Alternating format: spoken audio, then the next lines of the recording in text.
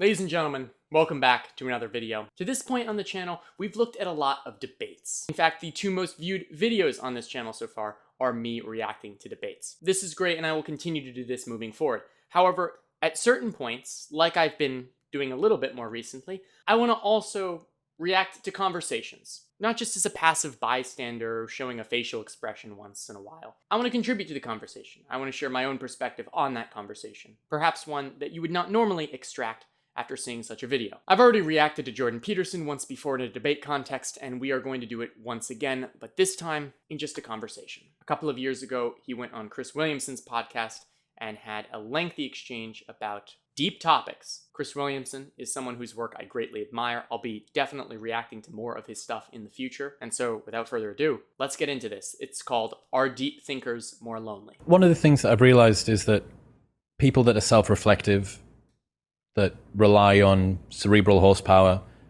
that pay attention, that think in a detailed way, the more nuanced that your thinking is, the fewer people are going to be like you, which makes you feel more alone. How do you think people can overcome this? Well, I would say that hasn't been my experience exactly. Because as I started to make my thoughts more public, they seem to appeal to more and more people.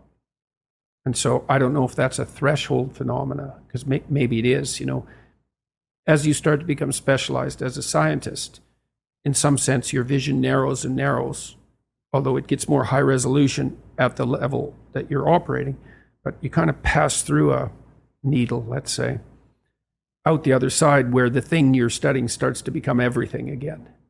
And so maybe that's that developmental progression. Further, more. Yeah, specialization. I think that takes place when you're open to exploring the intersection between your subject matter and other subject matters. But I don't think that's an experience that has to take place. In our society, we tend to focus on specialization, as Jordan is discussing. But in many cases, this intense specialization prevents us from being able to discuss such topics with outside communities. One of the challenges that afflicts science, certainly, is an inability to communicate the complexities of each niche subject matter. Scientists at times can be frustratingly bad communicators of their own material, even if they have great internal understanding.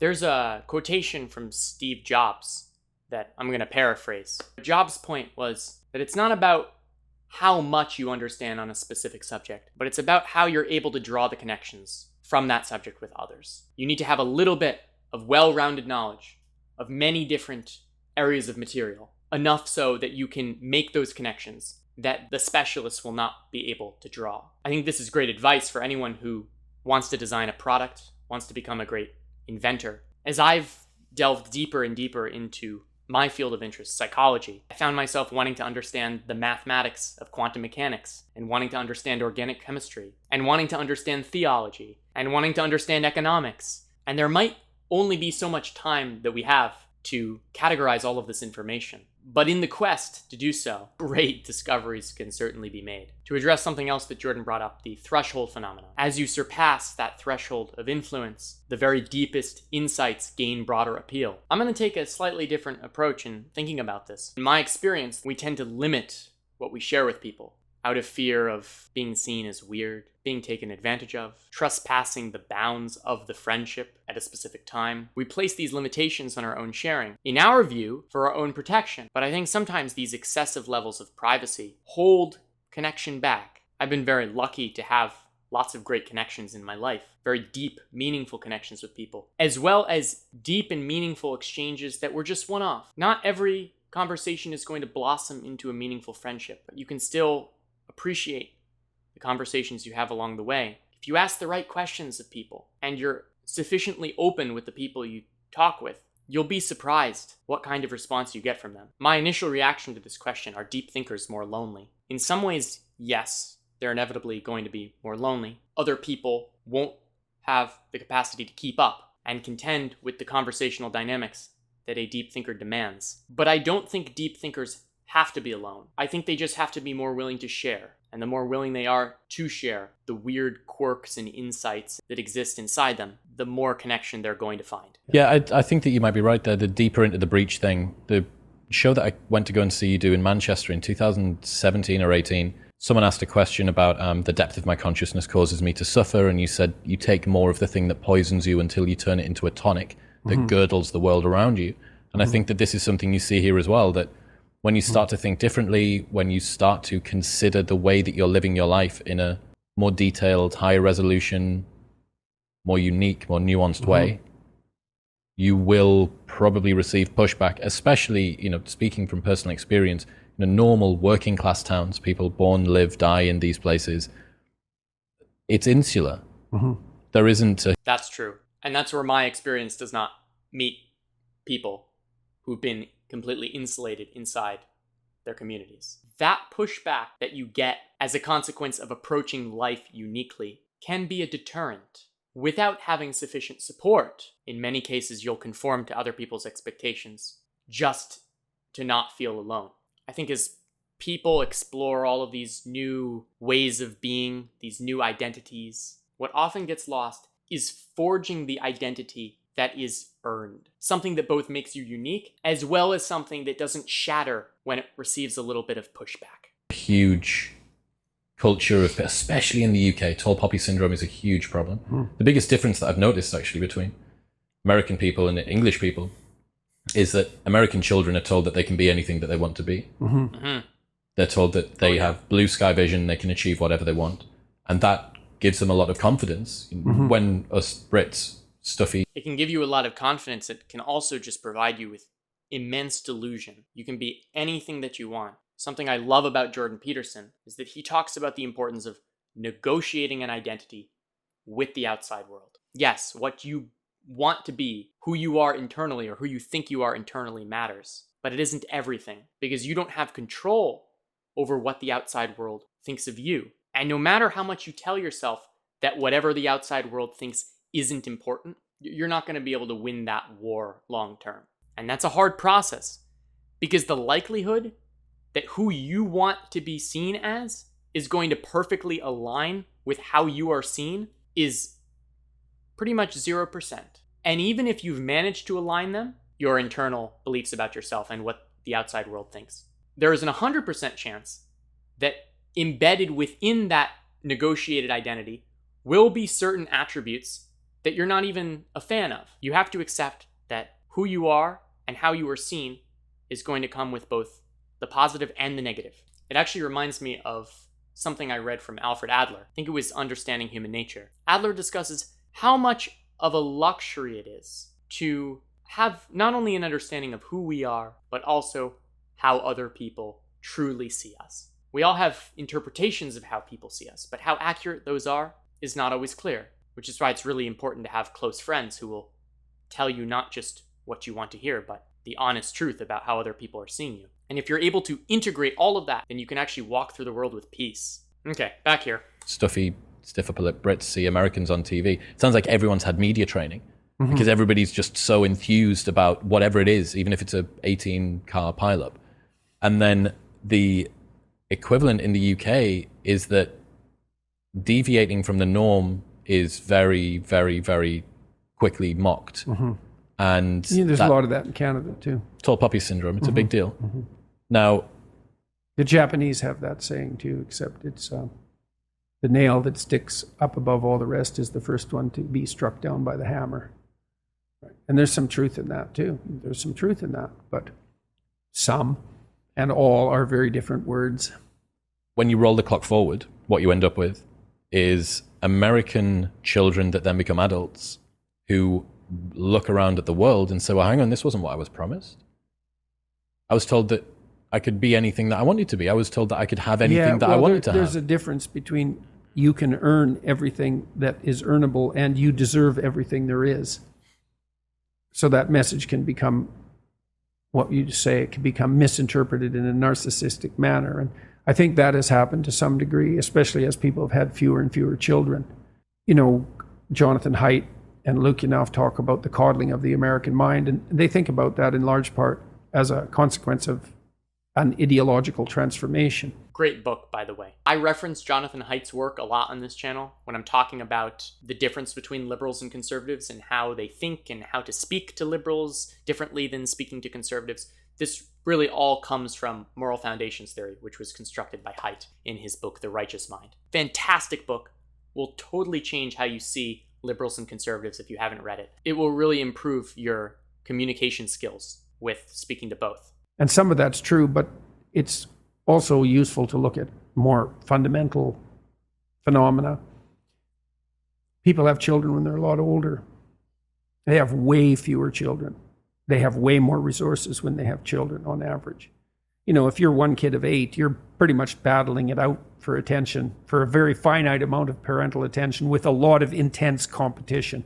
And the probability that you're going to come out of that entitled and narcissistic is pretty damn low, because your siblings will definitely punish you for that. But if you're the only child, especially of older parents who are also more conservative because of their age and also less willing to take chances with you because there's only one of you, and then you have a lot of resources at your disposal, well, that's a whole different developmental milieu. And we have no idea what the consequences of that are, but the idea that children in that circumstance are more likely to be overprotected and dependent and structured, it's like, well, yeah, undoubtedly. As someone who came from an only child household, I can recognize both the benefits and the costs of growing up in such an environment. Being an only child does breed entitlement, 100%. Then again, I brought this up in my video when I was reading Thomas Sowell, and we were talking about birth order outcomes. Only children, first children, they do better in terms of long-term success. They tend to have higher IQs. This stuff is double-edged. It puts a lot of weight on the parents. Their success as parents and their feeling of pride when it comes to what they have accomplished as parents is totally dependent on one child. That doesn't only put a lot of pressure on the parents, it puts a lot of pressure on the child, too. It can lead to various pathologies. It almost certainly will lead to various pathologies. But like everything, there are trade-offs. So I wanted to inject some nuance into Peterson's statement. I think he has a very negative view of only children. That view is understandable, but not entirely deserved. And you know, that would even be an overabundance of parental virtue in some sense, right? Well, we just did nothing but pay attention to our child. Okay, but too much. What did you expect? I think this conversation is becoming increasingly relevant as we enter a society where birth rates are declining, where people are choosing to have fewer and fewer children, where the economic circumstances that are inflicted upon people are not advantageous to having more children. We're gonna have to have these conversations. Because if we're entering a society where people are having fewer and fewer children, that changes the dynamics of parenting completely. All of the, well, maybe my friends might say differently, but a lot of the commonly held presumptions around only children, and I have a couple of friends who are as well, and I don't know whether it's where we're from, that the northeast of the UK is very spit and sawdust, it's salt of the earth people, it's, you know, grab your bootstraps and your boots and start pulling. And I just haven't seen that.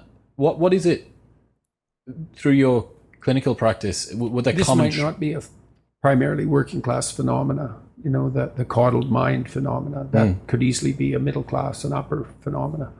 Is there something, was there a common trend, or from your reading have you found that only children tend to be one way or another? No. So you just get huge variance in them as well? I don't know the answer to that at the level of individual psychological data. There might be a literature, I'm not aware of it. That, for me, that was more a response to Haidt's book on the coddled mind. I thought, okay, fair enough. Coddling of the American mind. What's driving this? It's not just ideas, it's a huge demographic switch. It's a huge transformation in the way we raise children. We're 10 years older when we have our children now. That's a lot older. You know, when you're 18 and you have a kid, you're still a kid. And that there's some wildness that's perhaps not so good about that, but there's also perhaps a higher proclivity to go off and live your own life. And then, you know, how much should your children be left on their own? Answer is as much as they can tolerate. Yeah, there was this mom who I think got branded as the worst mom in America. Her name is Lenore Skenazy. I think that's it. She got famous because she allowed her 10-year-old kid to ride the subway in New York City completely on his own, unsupervised. People thought this was a horrifying notion. You're going to allow your 10-year-old to wander around New York City on their own? How irresponsible are you? But the perspective is, kids need the opportunity to make mistakes, to get hurt. Sometimes you can only hope that it's not the very worst outcome. Hopefully my commentary brought something new to the forefront. If so, if you appreciated it, leave a like, subscribe to the channel. We have more reactions like this on the way. I really appreciate the people who have come here early. The first 1,000 subscribers. We're approaching 1,000 subscribers. We might be there by the time this video releases. If not, I want you guys to know it means a lot. I have been trying here to get an engaged audience for quite some time, putting out content that I thought was high quality enough to warrant attention, with not as much focus on just sharing my own perspectives in a less filtered kind of way. I shunned reaction videos in many ways because I thought it wasn't a genuine way of creating content. You're just using someone else's content to advantage you with the algorithm. I shunned that for a long time, but I'm realizing I'm able to do this genre in a slightly different way, and I hope the contribution that I am adding to these discussions is sufficient to justify taking the content itself. Thank you to everyone who's come so far, and look forward to seeing you in the next one.